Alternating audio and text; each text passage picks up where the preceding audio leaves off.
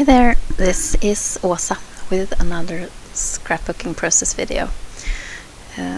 This time I am sharing a really, I shouldn't say complicated process, because it wasn't complicated as a scrapbooking layout, but the process was complicated for me because I had no idea what I was doing, and I changed my mind so many times that it ended up being something completely different that I had thought from the start. But that's how creativity works sometimes. The photos on this layout are from this summer. It's me and a hubby. We are sitting in our new garden chairs up at our new slab of concrete in the garden, and we are relaxing after an intense day with the kids. I guess it's late in the evening, and we have lit candles in small lanterns that we have placed there, and it's really cozy and sweet, and the photos are dark, but when you see them up close you can see the candle light and the light on our faces. I think that working with this kind of dark photos was a challenge for me, because whatever I placed with the photos, it made the contrast so big. So at first I didn't know if it would be possible even to do a layout with these photos, because it was just so hard for me to understand what I would need to do to make them blend into the layout. At the same time, I wanted to use these summer die cuts that I had with bright colors and lots of color, all the colors of the rainbows, in fact. And those very bright colors I thought would be suitable for these dark photos, but what kind of background should I use? It didn't work at all. So first I thought I'd matte the whole or have the orange cardstock as a background for the whole page, but that didn't work for me, so I just made it a matte for the photos, and then I thought I'd make the layout on a white piece of cardstock, and then I thought the contrast towards the rainbow pattern paper to the left was the contrast was too big, so I couldn't get my eye to like it at all. So instead of deciding on the background just yet, I start committing to a large cluster of those die cuts and cards and embellishments that I had in my little bowl there. So I made a block, and then I had to decide where to place it, and that wasn't the easiest part. When I went to place down that strip of rainbow colored paper, I realized that it had a really nice red backside. So okay, perhaps I'm thinking too much about these rainbow papers and liking it too much. Perhaps that's not the thing that's best for these photos. So I turned it over and decided to use the red side.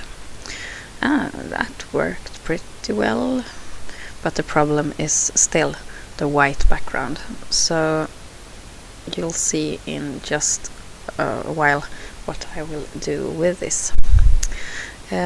Summer nights in Sweden are magical. They are light, and when there's no clouds where I live, we have daylight all around the clock, and it's just wonderful. Northern Sweden has days like these in summer, and the farther north you get, of course, the more light there is. We don't have sunshine. We live south of those regions, but it's daylight. It is, of course, and when we have the opportunity to spend nights outdoors, just like sitting on the porch and playing a game or playing the guitar and talking and having a glass of wine, we love to do that. This past summer was the best summer weather-wise in so many years. I don't even remember, and we had long weeks of sunshine and very warm weather, so it was a lovely time for us, and a great opportunity to premiere Summer Nights on the new room in the garden. Now you see what I've done. I have changed up the background completely. I actually got rid of that white piece of paper with the patterned paper on, and I have taken out a completely different background paper. It's blue with white polka dots on, and as soon as I get the photos and the embellishment block onto the background, I decided that okay, I'll go with this, and then I start gluing down the stuff that I have already made, and I continue to fill the page with more and more embellishments, and it will eventually become a very embellishment heavy layout for being me, at least. And I try to build a small cluster at the bottom left corner to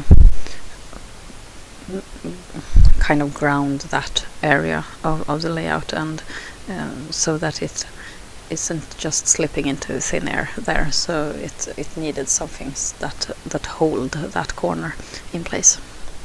I don't know if anything that I say makes any sense, but at least I get to babble through the video. I have said it before, but English isn't my native language, and I rarely get to speak English more than a couple of phrases on the telephone at work, and this is kind of a new situation for me still, even though this is my 20th layout on YouTube.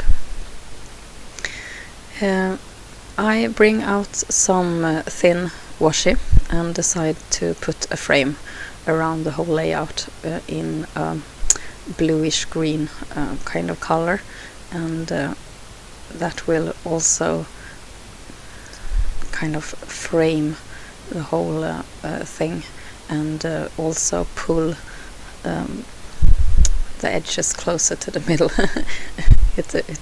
It breaks off all those dots a bit, and makes it easier to watch, I think, look at. And then I will make my title in yellow on the page, on the photo, to take away some of that very dominant black in the photo. I continue to add some gold. I think it fit with this nighttime theme and the candles. The shiny feel from the candles kind of needed something that was a little bit sparkly and a little bit gold. So I used some of those embossed stampings that I have made on vellum, and I added them in a couple of places all around the layout.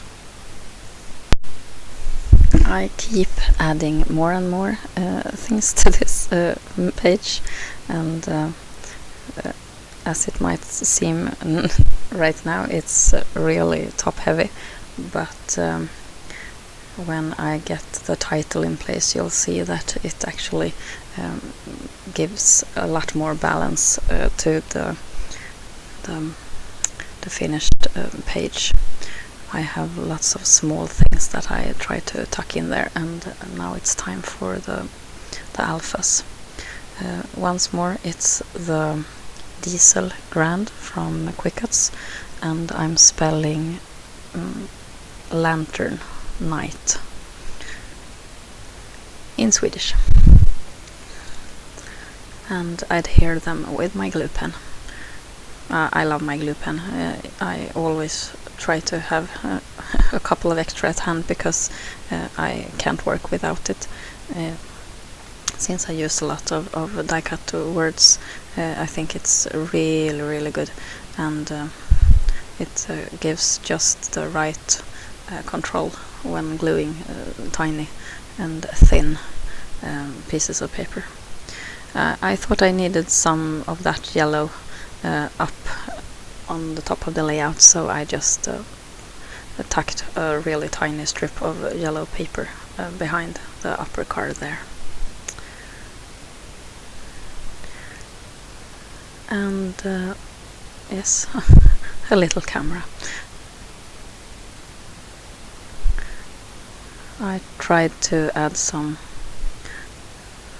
plastic dots, but I decided not to, and I have realized that they do fall off as soon as you handle the page in the page protector. I need to find a better way of adhering those.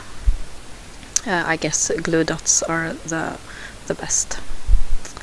A small tab, I lifted it up again and put it further up below the cluster.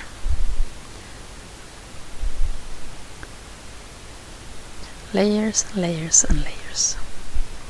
Layering is fun, and before I thought it was a waste of paper to actually place paper up on paper, but I have begun to think completely different these days.